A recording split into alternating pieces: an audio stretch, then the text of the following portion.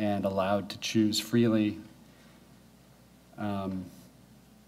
And part of the reason why God does this rather than not creating anything at all is because God knows that Eve sins. That's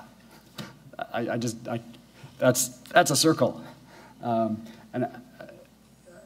So if I'm understanding correctly what D is, I just don't see how the choice whether to bring about D or something entirely different could be motivated in part by God's knowledge that Eve is going to sin at that moment. Now maybe I'm not really understanding what D, all that's entailed by D, but that was the sort of case I was interested in.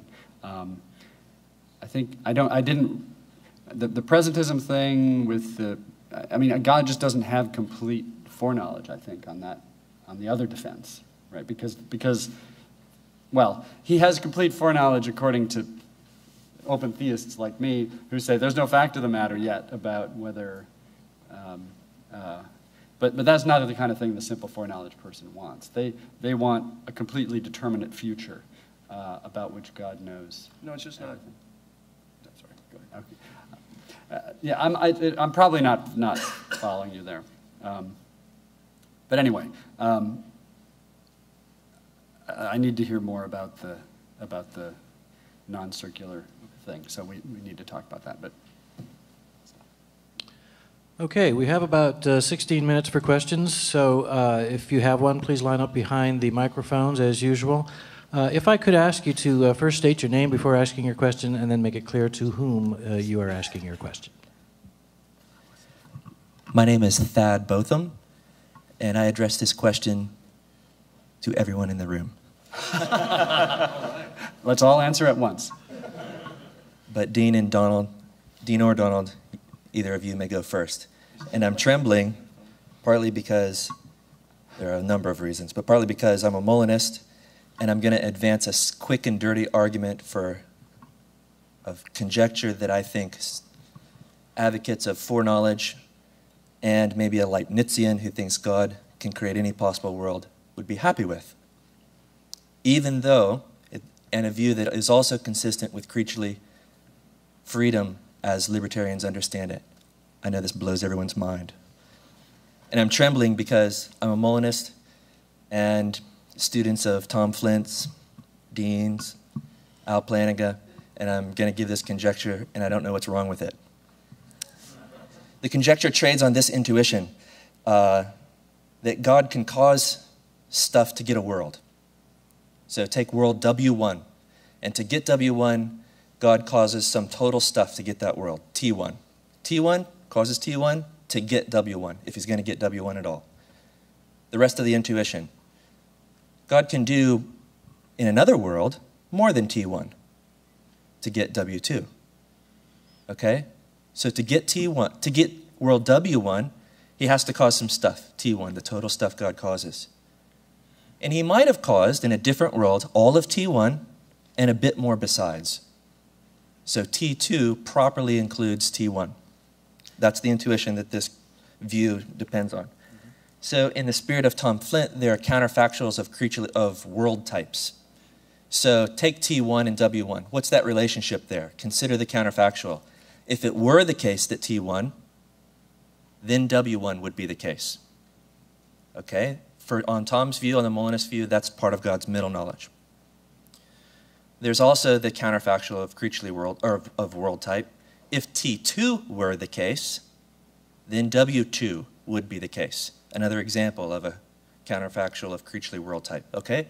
For the Molinist, these are part of God's middle knowledge, and necessarily so. Here's a view. These counterfactuals of creaturely world types, are they pre-volitional, as the Molinist thinks, before God does something that directs his behavior, or are they post-volitional? They're up to God, as the Thomist would think, or maybe this conjecture, the simple foreknowledge advocate thinks. Well, that's contingent. Whether or not they're in one or the other is a contingent truth, and it's not up to God which ones are and which ones aren't. So, suppose God finds himself in this position. What's my middle knowledge? None of these creaturely world types are in my middle knowledge. Yes!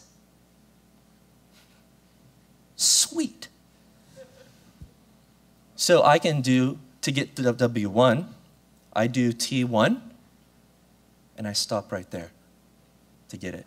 So that counterfactual of creaturely world type is true post-volitionally. To get W2, I cause T2, which includes T1 and a little bit more, and I stop right there. Now, I don't directly cause my stopping right there. We run into problems. But I stop right there. And so of all the worlds, we have a well-ordering of the worlds. So for each total stuff God causes, there's another set of stuff that properly includes it for all the worlds. Now I'm a simple foreknowledge advocate, and I say it might be the case that for all of those, none of them are in my middle knowledge, and I just do the one. And why do I say contingently? Because if it's necessarily the case that none of them are in my middle knowledge, the counterfactuals collapse into entailments, and we don't get creaturely freedom. What do you say to that view?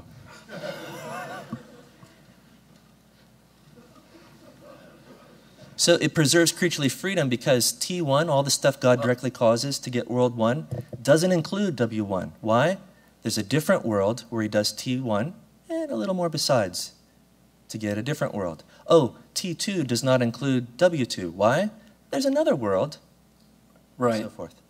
And so on and so on. And then the idea is that God could just directly bring about one of these.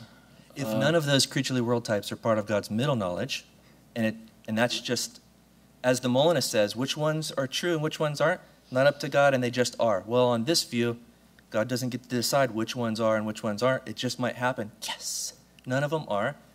And this is where the Leibnizian will go. Yes. So I can get any possible. What does it mean to say that? So I'm taking T1 to be something like the diminished worlds it's the state of affairs that God brings about, which is enough to settle everything given the Molinistic conditionals. Okay, that's how I'm taking it. So it sounds like you're saying it's true that if God were to do T1, then W1 would result, but that's not part of God's middle knowledge. It might not be part of God's middle knowledge, and if it's not, it's up to him whether or not that's true. How so? He can do T1 and stop right there. And then he get W1. Because how's that? And that's up to him whether W1 or W star results. W1 or W2 or W3. Yeah, that's up to him because he stops at T1. So is this, he doesn't directly cause any more stuff. It sounds like this is maverick Molinism, where God gets to decide what the conditionals of freedom are, as well as doing his part to generate the world. And we all know that maverick Molinism is false. Well, it's not. It doesn't need to be Molinism because there may be no middle knowledge.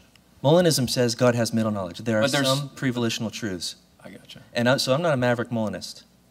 Okay, that's good.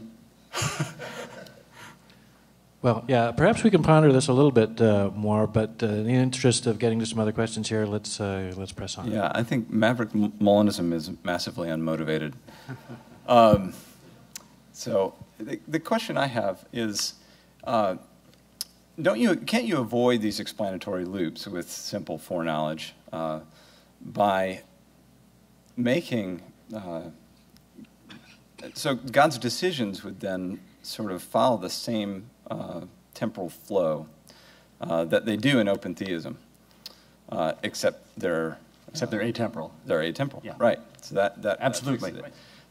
Yes. And I you think could take the whole open theist timeline, right, and make it vertical. Exactly. And Hunt, I take it, wants to say you don't have to do that though. You could have more providential control if you put it vertical. Well, but then there isn't a providential advantage. But then again, sort of even to call it risky is a bit of a misnomer. God knows a lot about